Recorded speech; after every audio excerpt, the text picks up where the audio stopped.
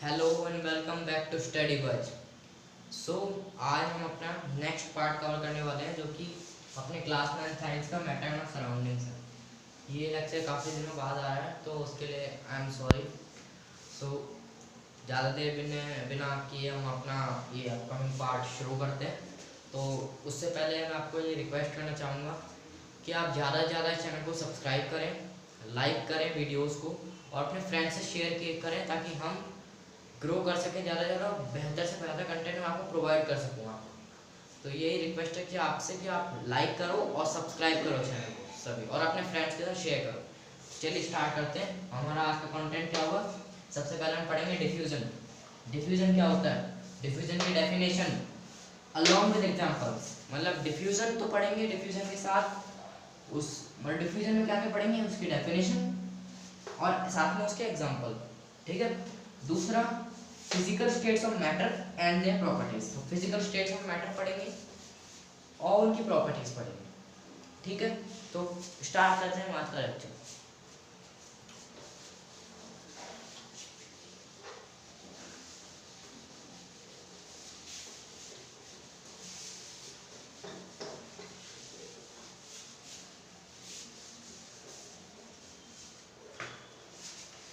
तो सबसे पहले देखते हैं डिफ्यूजन क्या होता है। What is diffusion.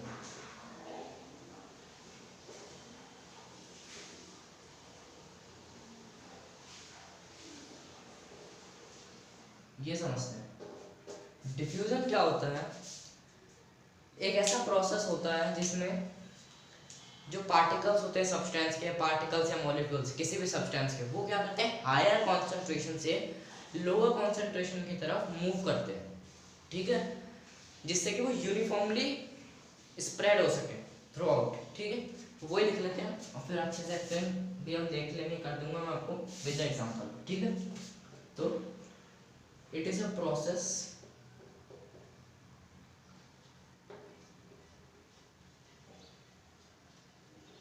it is a process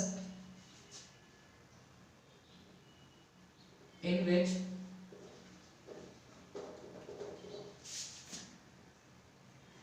particles or molecules of a substance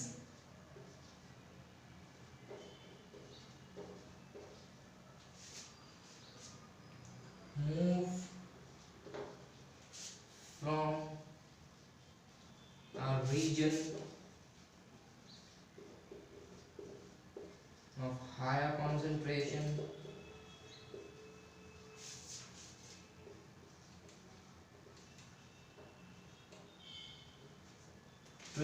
to lower concentration.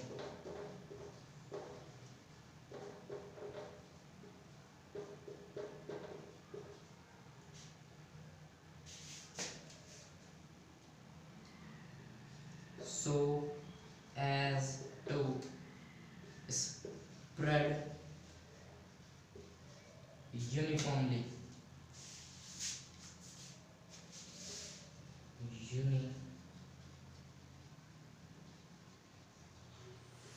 throughout.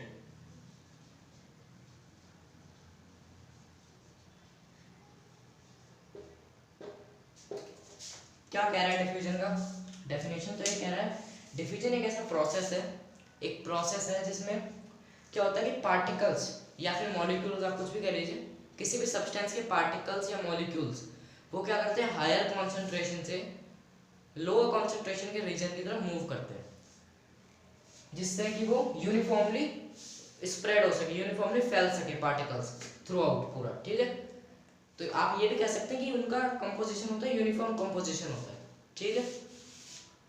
तो फिर से एक बार देख लेते हैं कि डिफ्यूजन क्या होता है। कैसा प्रोसेस है जिसमें किसी भी सब्सटेंस के पार्टिकल्स या मॉलिक्यूल्स मूव करते हैं हायर कॉन्सेंट्रेशन के रीजन से लोअर कॉन्सेंट्रेशन तक। ठीक है। जिससे कि वो यूनिफॉर्मली थ्रू आउट वो डिस्ट्रीब्यूट हो सके, मतलब स्प्रेड हो सके, या फिर ये भी कह सकते हैं कि यूनिफॉर्म कंपोजिशन होता है उनका। ठीक है। अब एक एग्जांपल देख लेते हैं इसका।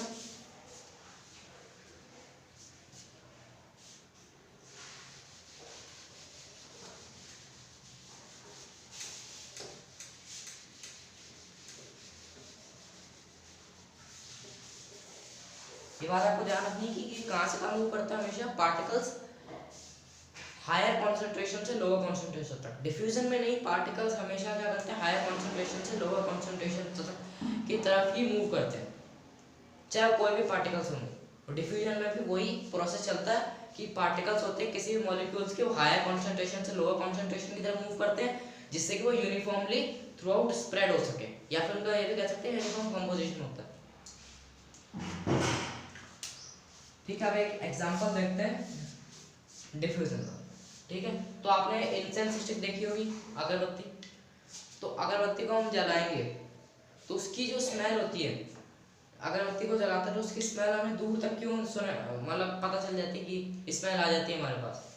वो क्यों होता है, डिफ्यूजन की वजह से होता है, क्योंकि जो पार्टिकल्स होते हैं वो एयर में डिफ्यूज होके हमारे पास आते हैं।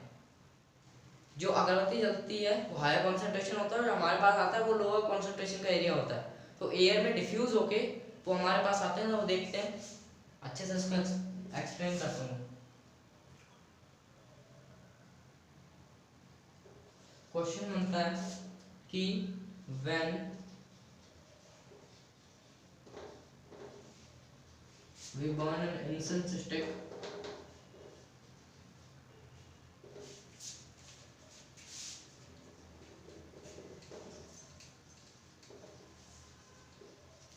why do we get its smell from several meters away?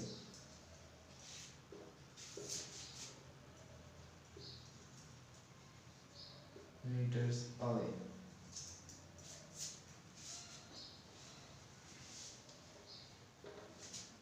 ठीक है, तो लेट अस कि ये इंसेंस स्टिक है हमारी, ये इंसेंस स्टिक है। ठीक है, अभी लिट नहीं हुई है। अब इंसेंस स्टिक को हम लिट अप करेंगे, मतलब हम इसको जलाएंगे, जैसे हमने इसको जला दिया। तो इंसेंस स्टिक को हम जब जलाएंगे तो heat energy input, heat energy input, मतलब हमने इसको जला दिया इंसेंस स्टिक को, तो मतलब हीट प्रोवाइड की तब तो जलेगी ना, उसको जला दिया। ठीक है, हीट एनर्जी इनपुट। सबसे पहला स्टेप क्या हुआ, यहाँ पे हीट एनर्जी का इनपुट हुआ। ठीक है, तो जैसे ये जलेगी, इंसेंस स्टिक को हम जैसे हीट प्रोवाइड करेंगे, जलाएंगे, तो जो उसकी काइनेटिक एनर्जी है पार्टिकल्स की, वो बढ़ जाएगी। तो यहाँ पे लिखेंगे काइनेटिक एनर्जी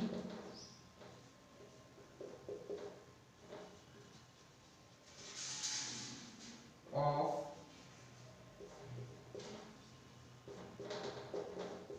पार्टिकल्स क्या होगी, इंक्रीज हो जाएगी, काइनेटिक एनर्जी बढ़ जाएगी। ठीक है, अब जब हमने इसको जलाया, काइनेटिक एनर्जी बढ़ गई, हीट इनपुट दे दिया हमने, तो ये जो एरिया होगा जब हमने जलाएंगे इसको, ये एरिया कौन सा होगा, हायर कॉन्सेंट्रेशन का एरिया होगा। ठीक है, ये एरिया होगा हायर कॉन्सेंट्रेशन, हायर कॉन्सेंट्रेशन।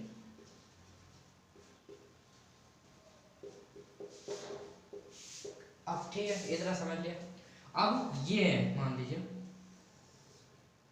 ठीक है, ये मेरी नोज है, ये मेरी नाक है। ठीक है, ये माई नोज। अब मैं यहाँ दूर बैठा हूँ, ये समझ लीजिए। ठीक है, तो ये मेरी नोज तक कैसे आएगी स्मेल अगरबत्ती की, इंसेंस स्टिक की स्मेल कैसे आएगी वो देखते हैं। हमने इसको हीट इनपुट प्रोवाइड किया, मतलब इसको जलाया, काइनेटिक एनर्जी बढ़ गई। ठीक है, काइनेटिक एनर्जी बढ़ गई, ये एरिया होगा वो हायर कॉन्सेंट्रेशन का होगा, जो मेरे नोज वाला एरिया होगा, ये एरिया होगा लोअर कॉन्सेंट्रेशन। लिख लीजिए आप, लोअर कॉन्सेंट्रेशन।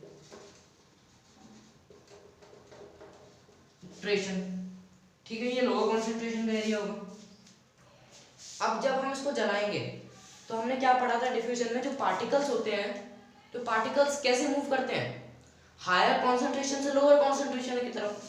ये हायर कॉन्सेंट्रेशन है, तो इसके जो पार्टिकल्स हैं, जो काइनेटिक एनर्जी बढ़ गई इनके पार्टिकल्स से, जो पार्टिकल्स हैं वो अब क्या करेंगे, हायर कॉन्सेंट्रेशन ये वाला है, लोअर ये वाला है, तो इधर से इधर की तरफ मूव करेंगे। ठीक है, तो लाइक दैट ये ऐसे मूव करेंगे।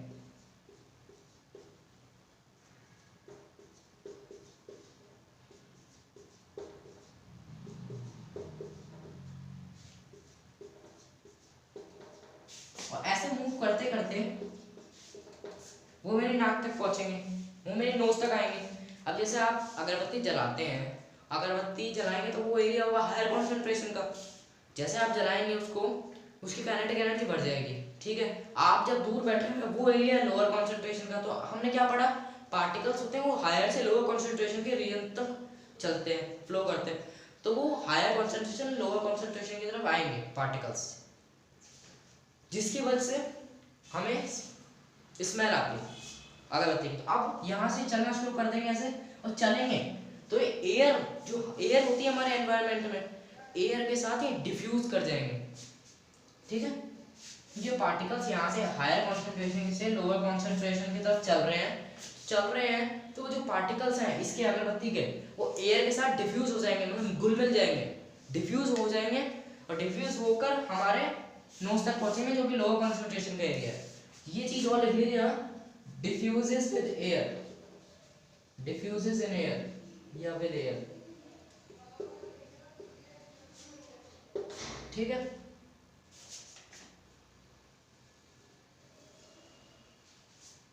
ये आपका प्रोसेस होता है, एक बार फिर से समझते हैं। तो ये अगरबत्ती ली हमने,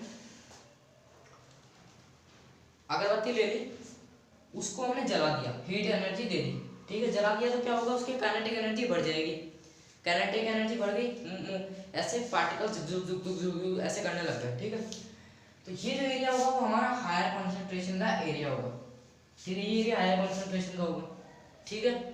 अब मैं मान लीजिए यहाँ बैठा हूँ, ये मेरी नोज है, ठीक है। ये एरिया है लोअर कॉन्सेंट्रेशन का।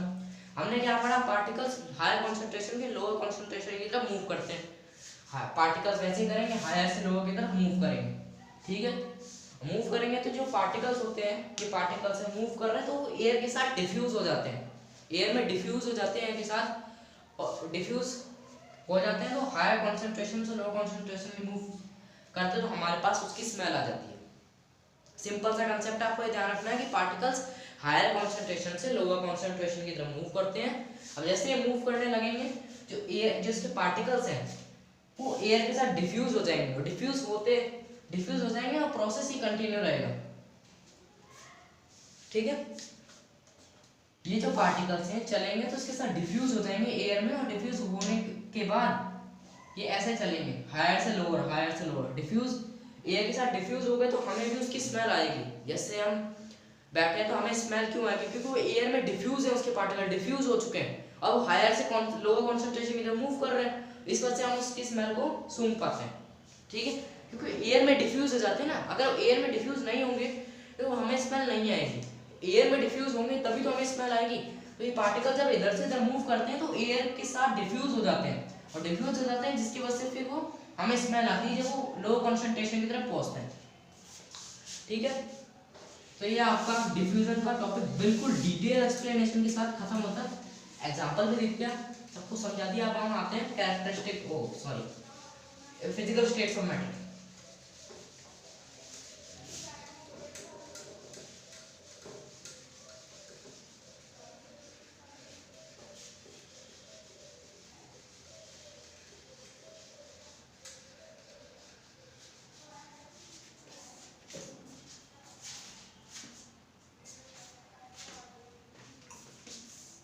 सो अब नेक्स्ट टॉपिक क्या है, फिजिकल स्टेट्स ऑफ मैटर।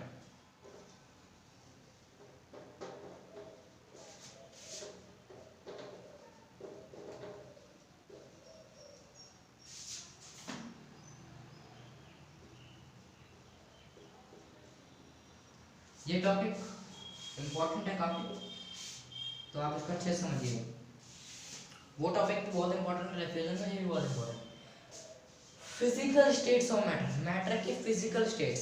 देखिए बेसिकली हम बात करें मैटर के फिजिकल स्टेट की तो 3 होते हैं, लेकिन 2 एडिशनल भी हैं आपके बुक में, जो कि आपके चैप्टर जब खत्म होगा, एंड होगा, उसके लास्ट पेज पर आप देखिएगा एनसीईआरटी में, वो 2 और थी हैं, जो बोस-आइंस्टाइन कंडेंसेशन और प्लाज्मा। तो वो हम बाद में पढ़ेंगे, लेकिन जो बेसिकली जो होते हैं 3 टाइप्स होते हैं, ठीक है। कौन कौन से होते हैं, सॉलिड, लिक्विड और gas. Basically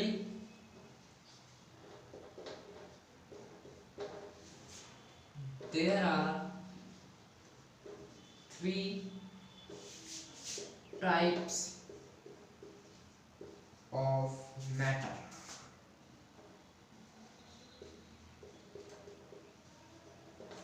which are solid, liquid and gases। ये तीन आपके जो है बेसिकली मेजर आपके जो है इंपॉर्टेंट है। ये जो मेजरली ये तीन है आपके बेसिकली, ये तीन टाइप्स ऑफ फिजिकल मैटर है जो कि सॉलिड, लिक्विड और गैसेस। अब जो दो एडिशनल आपकी बुक में दिए हुए हैं और जो आपके रिसर्चेस, काफ़ी मैटर्स के रिसर्चेस हुई हैं, लेकिन जो सक्सेसफुली जो अभी तक बताए गए हैं वो है एडिशनली ये दो और लिख लीजिए आप, प्लाज्मा एंड बीईसी। बीईसी का मतलब क्या है? Bose Einstein condenser. ठीक है, बेसिकली आपको फोकस जो करना है वो इन तीन पे करना है, सॉलिड, लिक्विड एंड गैसेस पे। लेकिन आपको थोड़ा बहुत मैं इस पे भी समझा दूंगा लास्ट में। बेसिकली आपको इन्हीं पे फोकस करना है। क्वेश्चन पे आपके एग्जाम में इन्हीं पे आएंगे कि सॉलिड की प्रॉपर्टीज, गैसेस की प्रॉपर्टीज, और जो भी क्वेश्चंस बनेंगे वो इन्हीं तीन पे बनेंगे। इन पे बहुत कम चांसेस है कि इन पे क्वेश्चन बने, ना के बराबर। ठीक है, तो ये फिजिकल स्टेट्स हैं। अब इनके प्रॉपर्टीज देख लेते हैं। प्रॉपर्टीज को हम एक एक करके डिटेल में एक्सप्लेन करूंगा मैं। जैसे कंप्रेसिबिलिटी, तो कंप्रेसिबिलिटी को मैं उसकी डेफिनेशन के साथ में एक्सप्लेन करूंगा, जिससे कि आपको पता होना चाहिए कि कंप्रेसिबल है तो क्यों है, कंप्रेसिबल नहीं है तो कंप्रेसिबल, फ्लूइड, डेंसिटी, ये सब है क्या चीज है, रिजिडिटी, हार्डनेस, ब्रिटल, ये क्या चीज है, वो हम सब डेफिनेशन के साथ पढ़ेंगे।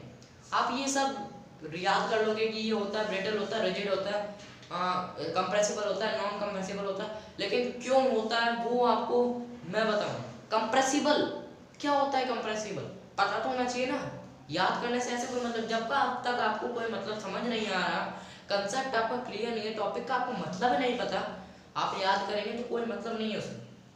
तो आपको पहले टॉपिक समझना है। ठीक है, प्रॉपर्टीज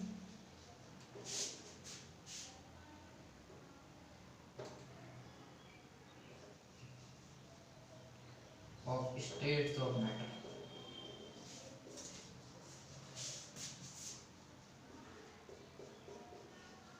ठीक है,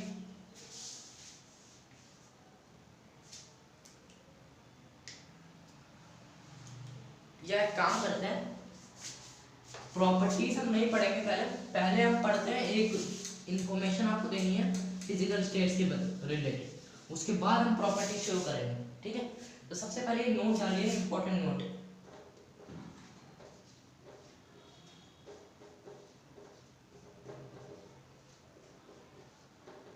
बहुत इंपॉर्टेंट है, बहुत इंपॉर्टेंट है, स्टार डालिए, पूरा लेक्चर फॉलो करना है, मेरा कोई लॉस नहीं होगा, लॉस आपका होगा अगर फॉलो नहीं करोगे।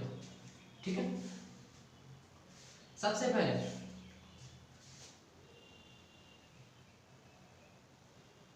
जो इंटर पार्टिकल डिस्टेंस है, इंटर पार्टिकल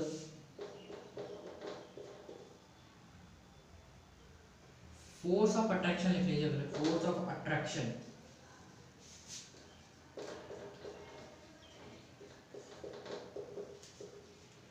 इंटर पार्टिकल जो फोर्स ऑफ अट्रैक्शन मतलब जो पार्टिकल्स का अट्रैक्ट करते हैं जिस फोर्स से एक दूसरे को, पार्टिकल्स। ठीक है, inter particle force of attraction is inversely proportional to interparticle distance। interparticle distance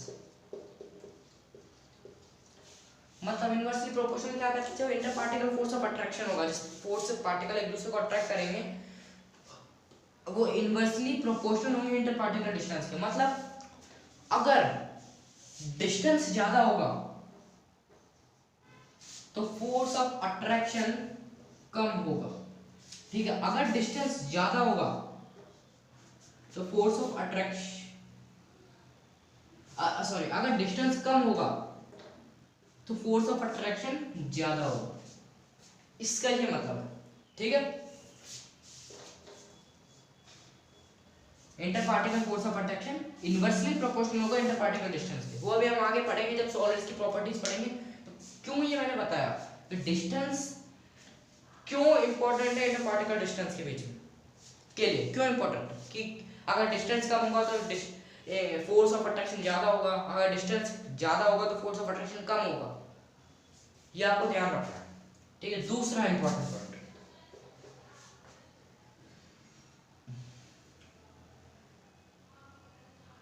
order of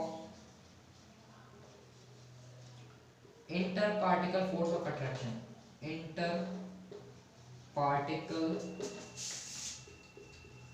force of attraction में एफ ओ ए से रिप्रेजेंट कर रहा हूं यहाँ पे, इसका मतलब है फोर्स ऑफ अट्रैक्शन। ठीक है, इसका ऑर्डर देख लीजिए आप कि किस ऑर्डर में inter particle force of attraction किस में ज्यादा होता है, किस में कम होता है, किस में सबसे कम होता है। ठीक है, तो सबसे ज्यादा होगा आपका सॉलिड्स में, उससे कम होगा लिक्विड्स में, ये इंपॉर्टेंट है, बहुत इंपॉर्टेंट है। ठीक है, उससे कम होगा गैसेस में। ठीक है, ये आपको ये ऑर्डर बॉक्स बंद कर दी इसको बना।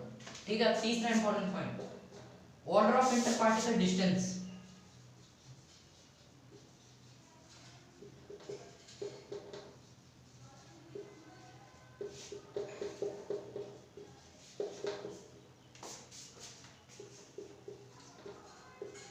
ठीक है, पार्टिकल्स में डिस्टेंस किस में ज्यादा है, सॉलिड में ज्यादा, लिक्विड में ज्यादा, गैस में ज्यादा, देख लेते हैं। सबसे ज्यादा यहाँ होगा गैसेस में, फिर उससे कम होगा लिक्विड्स में, उससे कम होगा सॉलिड्स में।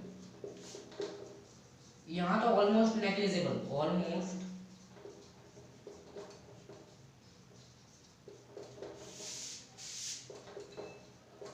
नेग्लिजिबल होता है।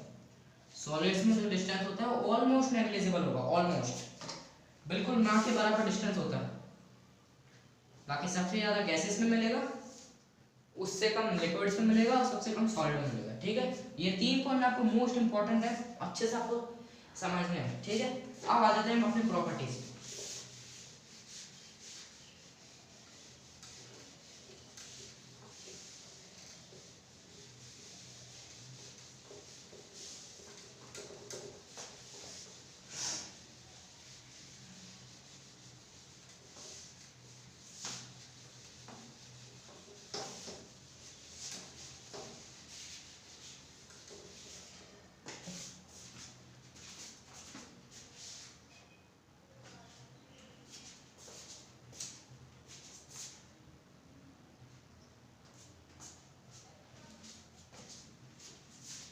Properties of states of matter.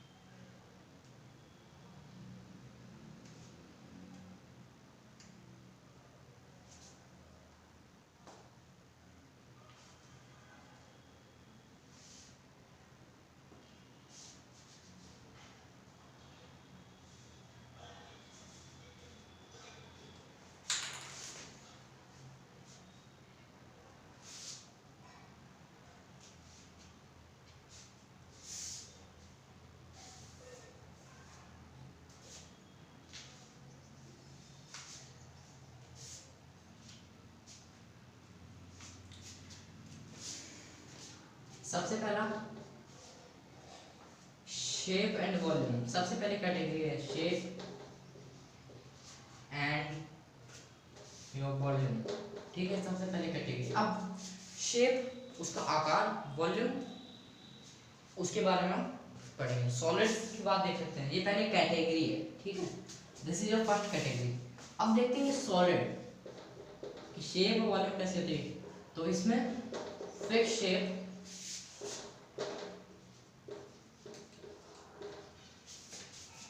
And volume, ठीक है। सॉलिड्स में होता है फिक्स शेप होती है और फिक्स्ड वॉल्यूम होती है। आप किसी भी सॉलिड को ले लीजिए, टेबल ले लीजिए, मान लीजिए चौक ले लीजिए, गेट ले लीजिए, बोर्ड ले लीजिए, फिक्स शेप है इसकी, ऐसी शेप रहेगी इसकी, वॉल्यूम भी सेम रहेगी, ठीक है। Liquids no fix shape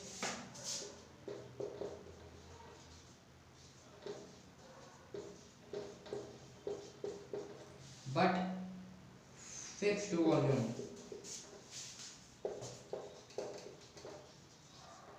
liquids क्या रहता है, वॉल्यूम उनकी फिक्स रहेगी लेकिन शेप फिक्स नहीं रहेगी। वॉल्यूम, जैसे मान लीजिए गिलास पानी लेते हैं, ठीक है, उसी पानी को हम एक बड़े से बाउल में रखेंगे, तो पानी जब ग्लास में लिया तो ग्लास की शेप का था, बाउल में डाला तो बाउल की शेप का। लेकिन मान लीजिए ग्लास था 1 लीटर का, तो बाउल में भी 1 लीटर पानी ही जाएगा, तो वॉल्यूम उसकी सेम रहेगी लेकिन शेप बाउल की हो जाएगी।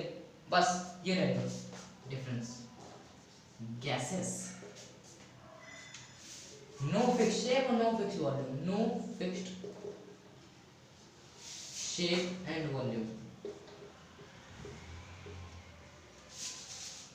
शेप एंड वॉल्यूम मतलब कोई फिक्स शेप और वॉल्यूम नहीं रहेगी, ना इनकी फिक्स शेप रहती है ना इनकी फिक्स वॉल्यूम रहती है। इनकी फिक्स शेप रहेगी, सॉलिड की फिक्स वॉल्यूम रहेगी, लिक्विड की फिक्स वॉल्यूम रहेगी लेकिन फिक्स शेप नहीं रहेगी, इनकी कुछ भी नहीं रहेगी। ये मस्त वाला मस्त कैलेंडर गैसेस।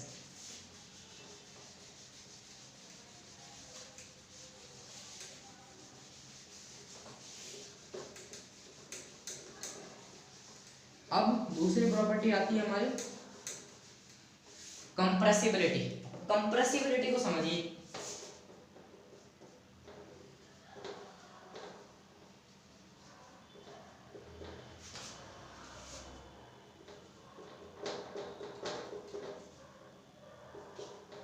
कंप्रेसिबिलिटी क्या होती है, कंप्रेसिबिलिटी मतलब कंप्रेस करना, इससे पता लग रहा है कंप्रेस। कंप्रेस मतलब दबा देना, आपको कंप्रेस मतलब दबा देना। दबा देना मतलब क्या हो गया कि हम दबाते हैं क्या होता है, वॉल्यूम उसकी कम होती है। तो इससे ये कह रहा है कि दो फोर्सेस से, मतलब फोर्सेस से हम फोर्स लगाने को उसको हम कितना उसकी वॉल्यूम को सब्सटेंस की घटा सकते हैं, कंप्रेस कर सकते हैं, बस उसी को कंप्रेसिबिलिटी कहते हैं।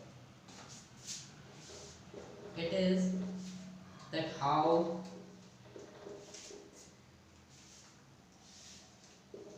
much volume we can decrease, much volume of a substance,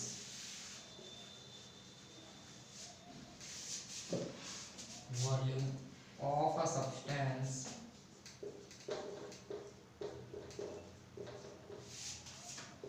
we can decrease by the application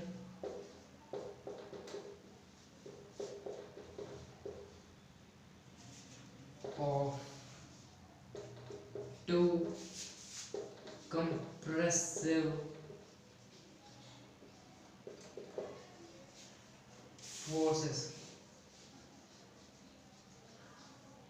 क्या कह रहा है, कंप्रेसिबिलिटी क्या होती है कि मतलब आप किसी भी सब्सटेंस को से दबा दें, फोर्स लगा दें उस पर, तो फोर्स लगाने के बाद कितनी आप उसकी वॉल्यूम को घटा सकते हैं, डिक्रीज कर सकते हैं, उसी को कंप्रेसिबिलिटी कहते हैं। हम जोर से दबा देते हैं किसी चीज को, जैसे स्पंज ही, स्पंज को दबा दिया, उसकी वॉल्यूम को कैसे डिक्रीज कर सकते हैं, कितनी डिक्रीज कर सकते हैं, वही कंप्रेसिबिलिटी होती है, ठीक है। तो आप देख लेते हैं सॉलिड, क्या सॉलिड को दबा सकते हो क्या, नहीं दबा सकते। सॉलिड आप दबाओगे क्या, नहीं दबा सकते। टेबल को दबाओ, नहीं दबा पाओगे, इनकम्प्रेसिबल।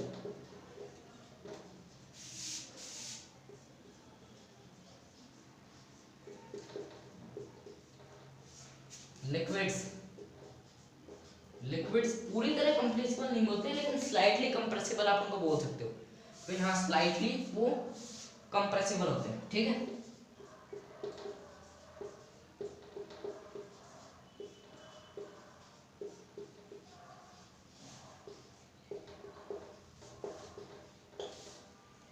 गैसेस,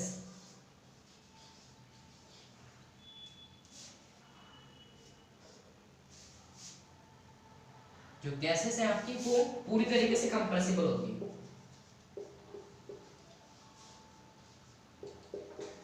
ठीक है। तो आपको ध्यान रखना है, सॉलिड्स कंप्रेसिबल नहीं होंगे, लिक्विड्स स्लाइटली कंप्रेसिबल होंगे और गैसेस पूरी तरीके से कंप्रेसिबल होंगे, ठीक है। तो इसको बॉक्स बना दीजिए ताकि इजी रहेगा आपको ये, ठीक है। अब तीसरे प्रॉपर्टी पे आ जाते हैं।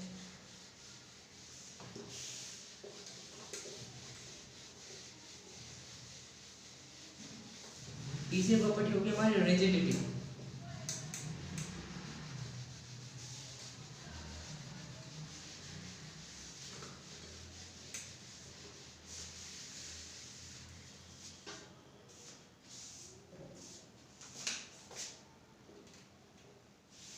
Third is rigidity.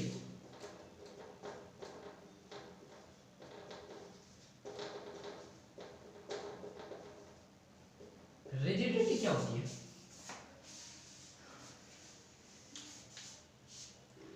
कि सब्सटेंस की ऐसी एबिलिटी जो अपनी शेप को मेंटेन करके रख सके, मतलब कोई भी सब्सटेंस होगा तो अपनी शेप को मेंटेन करके रख सके, उसी को रिजिडिटी कहते हैं। तो डिफॉर्म ना हो भाई, जैसे कोई भी सब्सटेंस है वो अपनी शेप को मेंटेन करके रख सके विदाउट डिफॉर्मिंग, बिना डिफॉर्म हुए अपनी शेप को मेंटेन करके रख सके फोर्स अप्लाई होने पे, ठीक है, उसी को रिजिड कहेंगे। भाई आपने फोर्स अप्लाई किया तो वो सब्सटेंस अपनी शेप को मेंटेन करके रख रहा है विदाउट डिफॉर्म हुए बिना, वो समझ लीजिए वो सब्सटेंस रिजिड है। तो उसकी डेफिनेशन लिख देते हैं, it refers to the ability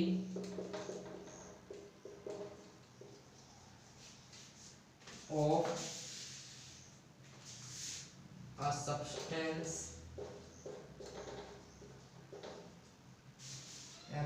a substance to maintain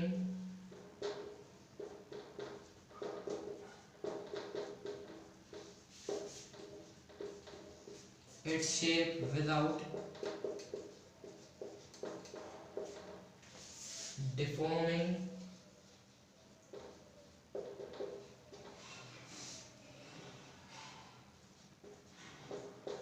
on the application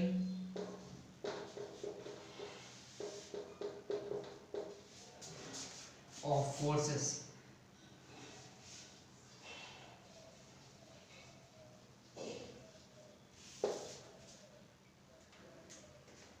rigidity क्या होती है कि सब्सटेंस की ऐसी एबिलिटी जिससे कि वो अपनी शेप को मेंटेन करके रख सके बिना डिफॉर्म हुए फोर्स अप्लाई होने पे, ठीक है।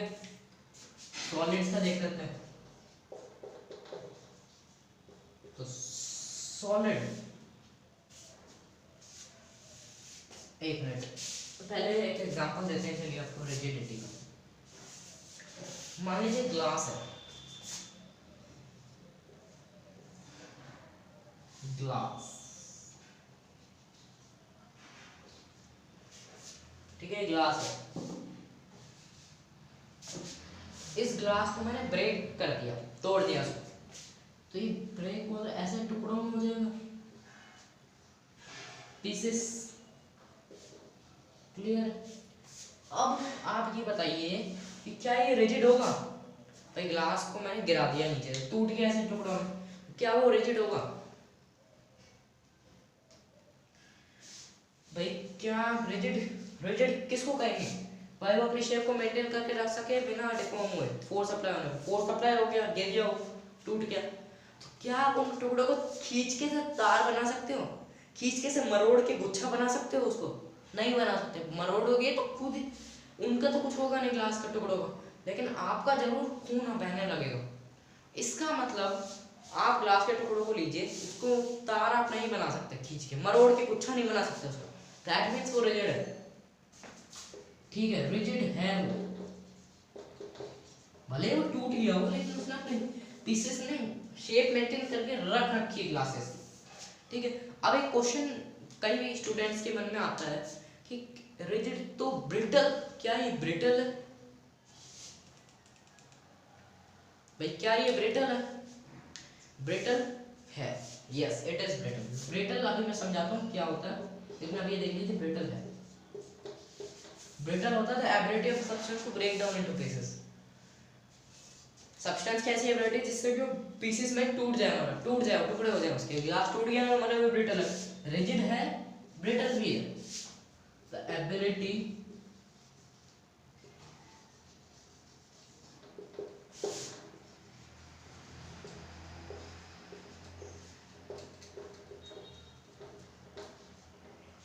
of a substance to break down into pieces.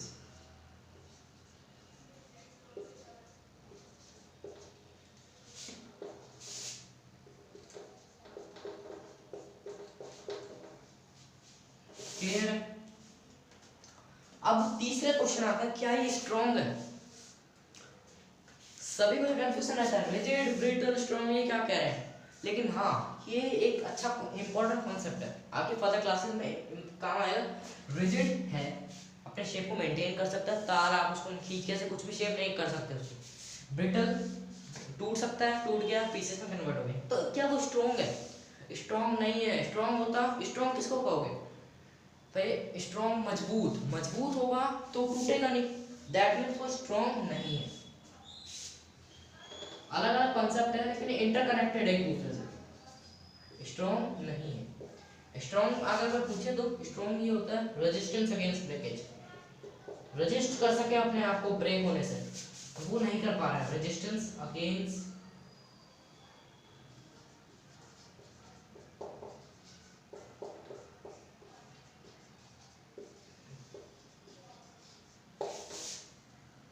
ठीक है, ये कंसेप्ट क्लियर है आप मुझे समझ में? मुझे उम्मीद है आपके क्लियर होगा रिजिड, ब्रिटल और स्ट्रॉन्ग कैसे कहते हैं। ठीक है,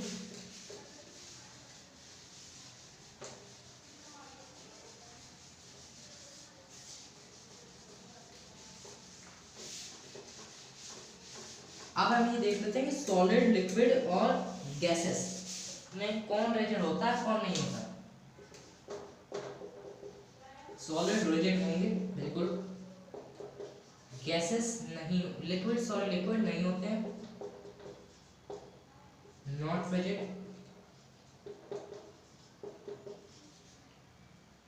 और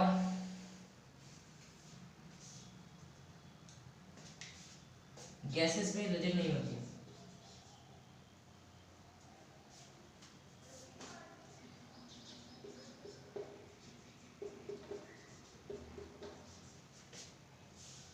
ये बॉक्स बंद कर दीजिए, ये आपका कंसेप्ट है।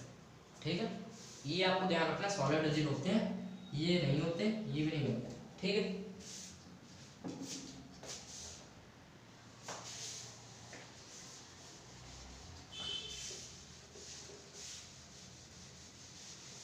अब हम अगली प्रॉपर्टी देखते हैं, हार्डनेस। अब कई बच्चों का दिमाग में होता है कि रिजिड और हार्ड एक ही चीज होती है, नहीं, रिजिड अलग चीज है, हार्डनेस अलग चीज है। बहुत बड़ा मिसकंसेप्शन होता है तो रिजिड और रिजिडिटी और हार्डनेस एक ही चीज है, नहीं, इट नॉट नेसेसरी कि जो रिजिड है वो हार्ड भी होगा। ठीक है, हार्ड है वो रिजिड हो सकता है, लेकिन रिजिड है वो हार्ड होगा ये नॉट, ये जरूरी नहीं है। Hardness,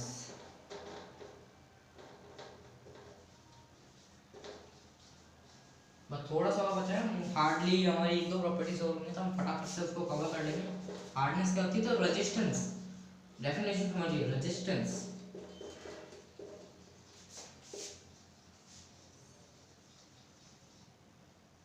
offered by a substance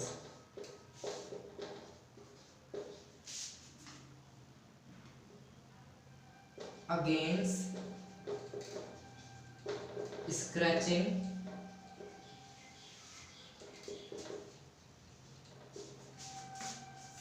or abrasion।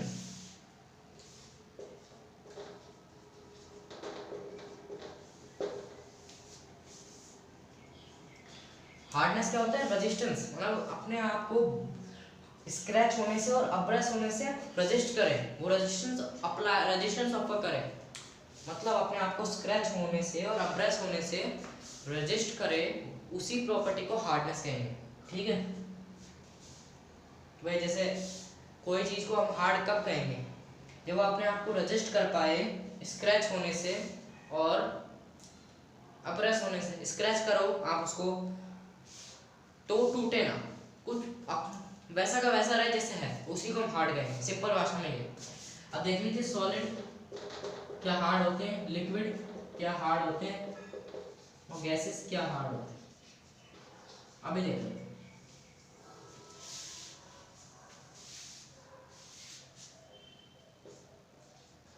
ये हार्ड होंगे, नॉट हार्ड। लिक्विड हार्ड नहीं होते, ठीक है, गैसेस तो बिल्कुल ही नहीं होते, दोनों ही नहीं होते। सॉलिड केवल हार्ड होंगे, हार्ड। ठीक है, तो एक बॉक्स आप बंद कर लीजिए, इसको समझ लीजिए। बेसिक कंसेप्ट ये है, हार्डनेस आपको पता होना चाहिए कि हार्ड किसको कहते हैं, रिजिड किसको कहते हैं। ये आपको डिफरेंस पता चल जाएगा। रिजिड जरूरी नहीं है जो चीज रिजिड है वो हार्ड भी होगी, डिफरेंस है दोनों चीजों में। ठीक है, लेट्स से कि चौक है, ठीक है एग्जांपल, तो चौक को आप जब घिस जाएंगे तो उसका जो रॉ मटेरियल है वो बाहर निकल जाएगा, और आप उसको कह सकते हैं कि हार्ड है? नहीं कह सकते ना, लेकिन वो रिजिड है, रिजिड होगा वो। ये बेस्ट एग्जांपल है चौक का। ठीक है, चौक का एक एग्जांपल ले लीजिए, बेस्ट एग्जांपल है। रिजिडिटी और हार्डनेस के बीच में डिफरेंस समझने का। किसी से पूछेंगे रिजिड और हार्ड, सब बोलेंगे सेम होता है, लेकिन डिफरेंस होता है, दैट इज द डिफरेंस। ठीक है,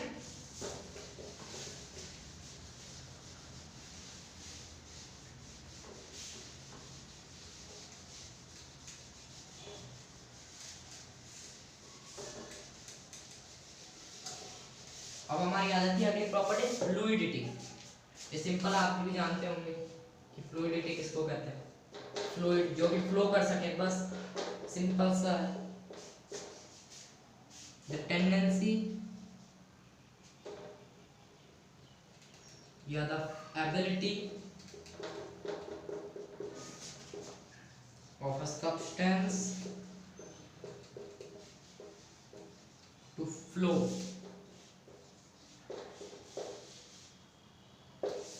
फ्लूइडिटी क्या होती है? एबिलिटी एक सब्सटेंस की जो कि फ्लो कर सके। सॉलिड क्या फ्लो करते हैं? नहीं करते, solid is not fluid. Fluid हम उसको कहेंगे जो कि फ्लो कर सके, सॉलिड फ्लो नहीं कर पाता है। ठीक है, तो ये बॉक्स बनाइए और लिखिए solid not fluid,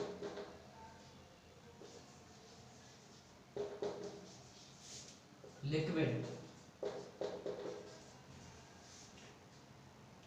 fluids, gases fluids. ठीक है, अगर कोई पूछे व्हाट आर फ्लूइड्स, तो फ्लूइड्स क्या होते हैं? जो कि फ्लो कर सके substance. Example gases and liquids. अब इसका ऑर्डर देख लीजिए, ऑर्डर क्या रहेगा इसका कि सबसे ज्यादा फ्लूइडिटी किस में प्रेजेंट होती है। तो ऑर्डर इसका देख लीजिए, यहाँ बता देता हूँ मैं, गैसेस, फिर उसके बाद liquids, and then your solids. ये ऑर्डर है। कोई पूछे कि सबसे ज्यादा फ्लूइडिटी किसमें होती है, मान लीजिए एमसीक्यू में आए, तो लिख लीजिएगा गैसेस, इनमें सबसे ज्यादा होती है फ्लूइडिटी किस, एबिलिटी। गैसेस को सबसे हाईली फ्लूइड माना जाता है। ठीक है,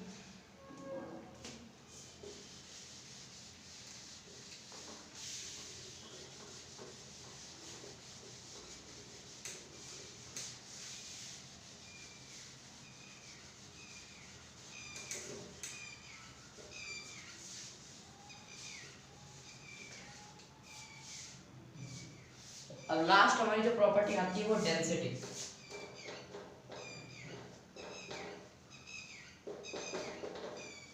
ठीक है, डेंसिटी होती क्या है?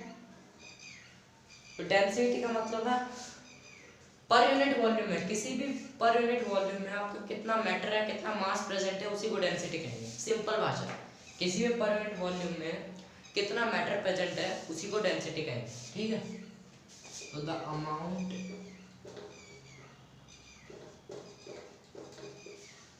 ऑफ मैटर या मास लिख लीजिए इन पर यूनिट वॉल्यूम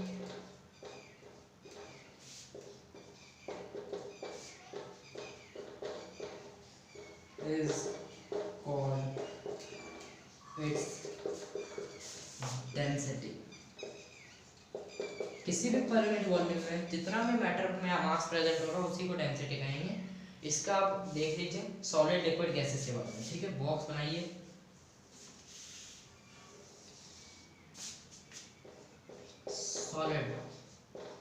सॉलिड्स में हाईएस्ट डेंसिटी होती है। ठीक है, देखिए हाईएस्ट डेंसिटी, सॉलिड में जो मैटर प्रेजेंट होता है वो सबसे ज्यादा होता है।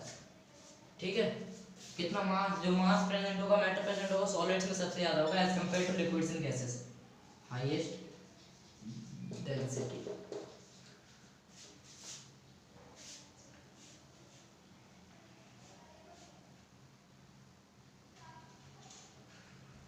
liquids more than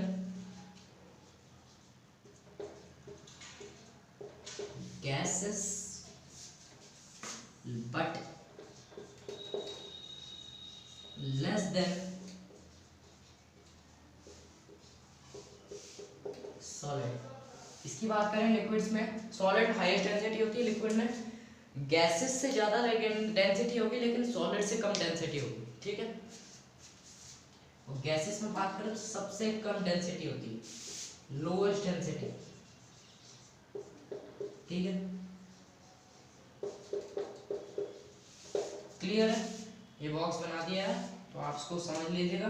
इसी के साथ हमारे डिफ्यूजन क्लियर हो गया। Physical states of matter 3 type के हमने पढ़ लिए, उनकी प्रॉपर्टीज पढ़ ली। होप है आपको समझ में आया होगा, बहुत ही इनडेप्थ पढ़ाया गया है। तो मैं यही रिक्वेस्ट करूँगा आपसे कि लाइक करिए, सब्सक्राइब करिए और हमारे चैनल को ग्रो करवाइए, शेयर करिए अपने फ्रेंड्स से।